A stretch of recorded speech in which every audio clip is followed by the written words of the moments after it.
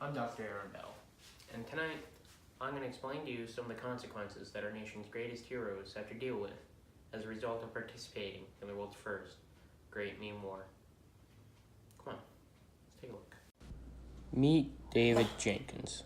He's a wounded veteran from the first Meme War, and he was awarded the Purple Pepe, the medal given to those who were injured on the line of duty.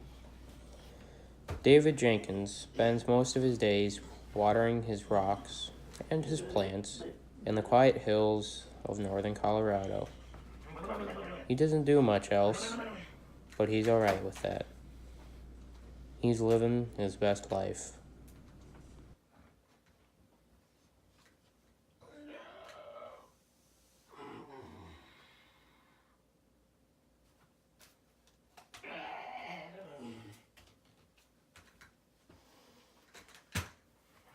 Getting better every day.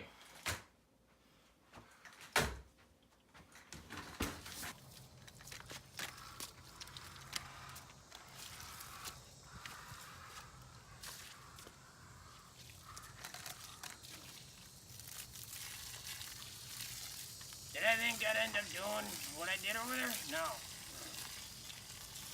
No, I didn't think that. I don't think I'm a hero either. I just did what I had to do.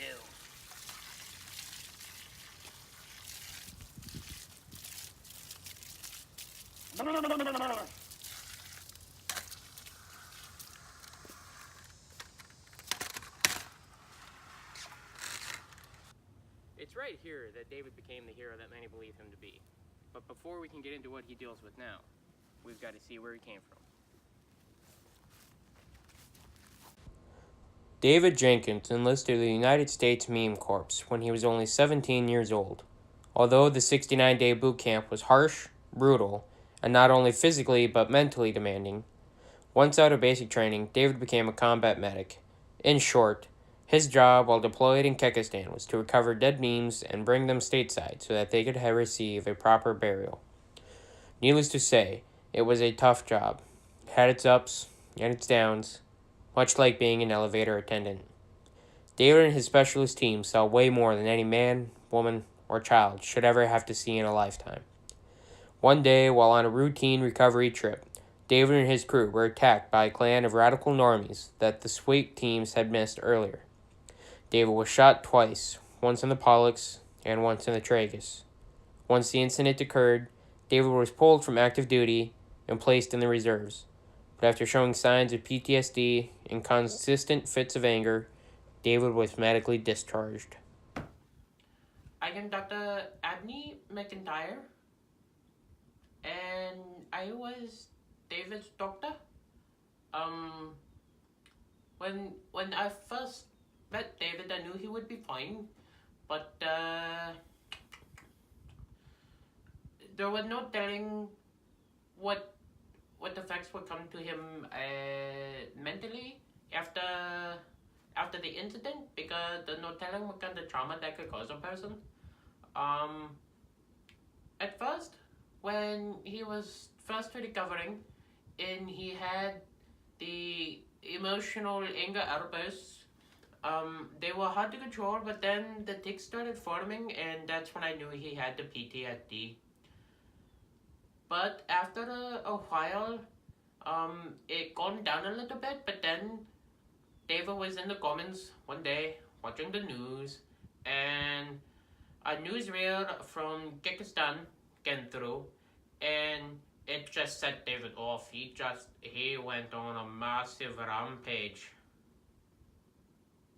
After that, I wasn't sure if David would be alright, but he seems to be doing okay now, huh?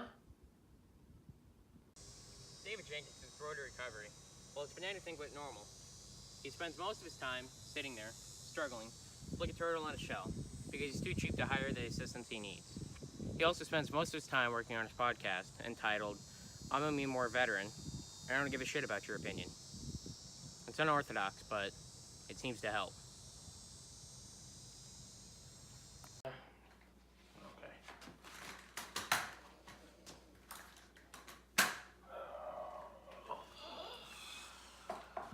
Now, David, do you think that having the podcast helps you? Yeah, I think having the podcast has helped, but I couldn't have done it without my Indian doctor, Dr. N.B. McIntyre.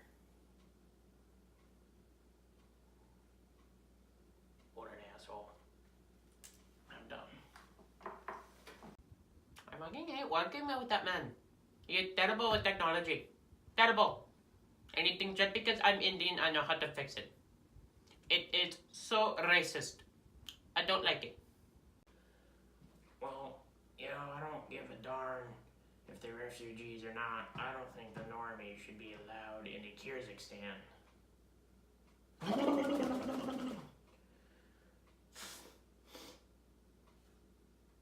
Sorry.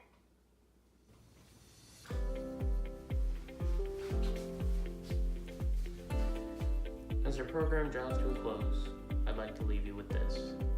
If you or a loved one suffer from PTSD, please call the number here. You are not alone. I'm Dr. Aaron Bell, your resident immunology expert. You have a swell day.